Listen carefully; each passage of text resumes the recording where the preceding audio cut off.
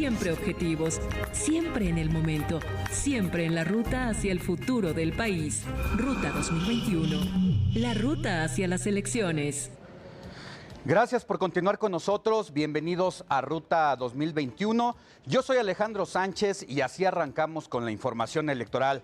Mire, la violencia no para. El candidato del partido Movimiento Ciudadano al municipio de Cajeme, Sonora, Abel Murrieta, fue asesinado ayer a balazos cuando cumplía con un acto de campaña. La ejecución del abogado ocurrió en la colonia Cumuripa, junto a un centro comercial, una de las zonas más concurridas de Ciudad Obregón. Pero, ¿quién era Abel Murrieta? Fue un reconocido abogado, catedrático, legislador, funcionario y político. Ocupó el cargo de Procurador de Justicia de Sonora del año 2004 a 2012 y en los sexenios de Eduardo Burs y Guillermo Padres, pues ahí estuvo al frente de esta dependencia. En enero de este año, la Fiscalía General de la República lo incorporó como parte de la defensa de la familia Levarón, cuya familia, sobre todo niños y mujeres, fueron ejecutados a finales de 2019. Actualmente, Murrieta era candidato de Movimiento Ciudadano para la alcaldía de Cajeme. Y quien se pronunció ante este hecho fue Adrián Levarón. Precisamente a través de su cuenta de Twitter escribió que fue un acto de cobardía. Asimismo, cuestionó al presidente López Obrador y señaló que su asesinato no va a quedar impune. Mientras tanto, Claudia Pavlovich, gobernadora de Sonora, condenó el asesinato de Abel Murrieta y señaló que ya trabaja en colaboración con la Fiscalía General de Justicia del Estado para dar con los responsables de este crimen. Por su parte, la fiscal general de Justicia de Sonora, Claudia Indira Contreras, informó que se va a trasladar al municipio de Cajeme para encabezar la investigación del asesinato de Abel Murrieta. Así es, y mientras esto ocurre ahí, el tema político electoral pues no deja de llamar la atención y por eso el candidato de Morena, Alfonso Durazo, también se pronunció para pues lamentar el asesinato del exprocurador Abel Murrieta y pidió que este hecho, o aseguró, que no se va a quedar impune y hizo votos para que se esclarezca a fondo. También Olga Sánchez Cordero, titular de la Secretaría de Gobernación, condenó el asesinato e indicó que estará al pendiente de las investigaciones correspondientes para castigar a los responsables. Ella, como encargada de la política interior de este país, pues ha hecho este pronunciamiento y la violencia política dentro de estos procesos electorales ya se ha convertido en un tema realmente preocupante. Y para hablar de estos asuntos, es un gusto saludar a Rubén Salazar, director de ETELEC Consultores, uno de los que más le ha dado seguimiento a este tipo de atentados y de violencia política, no solamente en este proceso, sino ya con anterioridad. Mi querido Rubén, muy buenos días, es un gusto saludarte, ¿cómo estás? ¿Qué tal, querido Alejandro? ¿Cómo estás? Mucho gusto estar en tu programa. Un saludo también para todo tu auditorio. Gracias. Cuéntanos, estamos viviendo una situación realmente preocupante y con, pues, si bien los precedentes ya eran preocupantes en otro proceso electoral, creo que ya superamos todas las expectativas y los números, ¿no, Rubén? Así es, Alejandro, y me gustaría empezar por precisarle el dato otra vez al presidente de la República. A la fecha llevamos 32 aspirantes y candidatos que han sido asesinados en este proceso electoral desde que inició el pasado 7 de septiembre y hasta el día de ayer, incluyendo ya este lamentable caso del candidato de Cajeme, Abel Murrieta.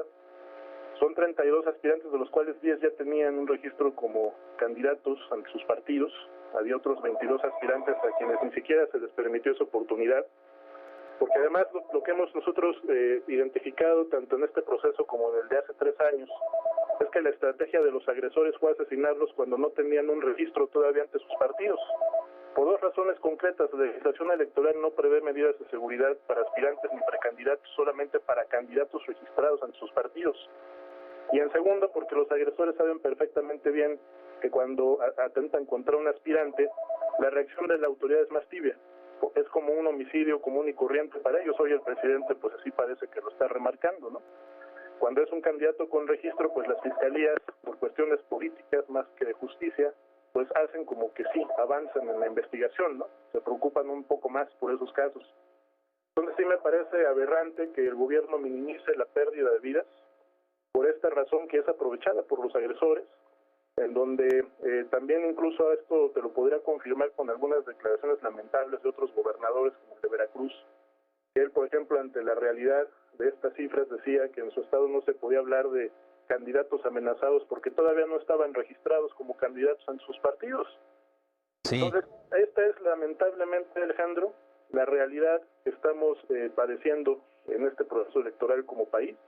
Ahora, tú que metes la lupa en estos asuntos, ¿qué te has encontrado, Rubén, en la mayoría de los casos de las personas ejecutadas? Supongo que la mayoría son opositores a los gobiernos estatales. Así es, Alejandro. De estos 83 políticos que han perdido la vida, de ellos 32 eran aspirantes y candidatos. De estos 83, 76% eran opositores a los gobiernos de los estados. Y cuando llevamos este indicador de violencia contra opositores a lo local, por ejemplo, de los 32 aspirantes y candidatos, 27 perseguían puestos del ámbito municipal. De estos 27, el 88%, prácticamente el 89%, eran a su vez opositores a los alcaldes de los municipios que pretendían gobernar o representar. Y de esto el presidente no dice absolutamente nada. La otra es que se prejuzga también con respecto a que la mayor parte de estos atentados son responsabilidad del narco y no es así. Tenemos ya la información estadística. Y a mí me parece que tanto el presidente como muchos otros colegas también siempre emplean esta narrativa de que todo es el narco para soslayar el problema, para no informarle y no transparentarle a la opinión pública y a la ciudadanía de que la violencia está siendo ejercida entre ellos, sí, ya un bando o del otro, de quien gobierna o de quien es oposición. Y yo te voy a dar 3 ejemplos muy claros en este sentido. En estos últimos días fueron agredidos el candidato a la alcaldía de Ciudad del Carmen en un mitin, en un acto proselitista. La candidata de Morena también a la alcaldía de Acapulco fue agredida también. Al menos un colaborador y 5 militantes fueron agredidos a balazos. En ambos casos los candidatos denuncian a grupos de choque priistas. Sí, es una situación que debería preocuparnos, que el presidente debería de estar tocando en las mañaneras, ¿no? Si tocara este tema como toca las acusaciones contra el INE, por ejemplo, otra cosa sería, mi querido Rubén, y la situación pues todavía nos dice que conforme se va acercando el proceso electoral, esto se calienta más, las agresiones tengo entendido que van en aumento y todavía nos faltan 3 semanas. Sí, me parece que al día de hoy, por ejemplo, tenemos un registro de 563 agresiones o hechos delictivos en contra de políticos y candidatos. Me parece que en este indicador global de violencia, que abarca no solo homicidios, sino amenazas, secuestros, robos con y sin violencia, actos de intimidación física y o verbal, daño en contra de la propiedad de algunos políticos y candidatos, vamos a rebasar, lamentablemente, la cifra de 774 agresiones globales que registró ETELEC en el proceso anterior.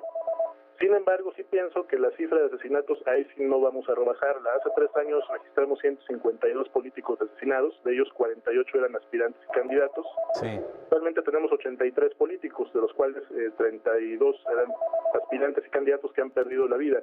Tendría que ocurrir una tragedia para rebasar esa cifra de víctimas mortales. Tendrán que asesinar a 70 políticos de aquí al 6 de junio. Me parece que eso no va a ocurrir. Si ocurriera, tendrían muchos funcionarios que renunciar, ¿no?, a nivel federal. Pero al menos sí me parece que por el tema del calendario esta situación no se presentará porque esta elección es más corta.